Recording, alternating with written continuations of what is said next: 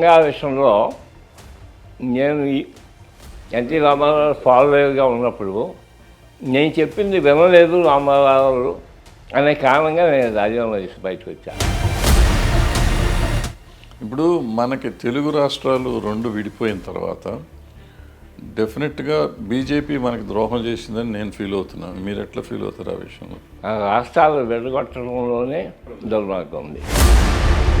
పవన్ కళ్యాణ్ గారు అని ఆయన లీడ్ చేయాల్సిన అవసరం అయితే ఉంది. ఎందుకంటే ఎవరు కొత్త నాయకుడు, ఆయన విపరీతమైన మాస్ ఫాలోయింగ్ ఉన్న నాయకుడు, డెఫినెట్గా నా సినిమా ఆర్టిస్ట్గా కానీ ఇదిగా కానీ ఉంది, ఆయన అవసరం ఉంది.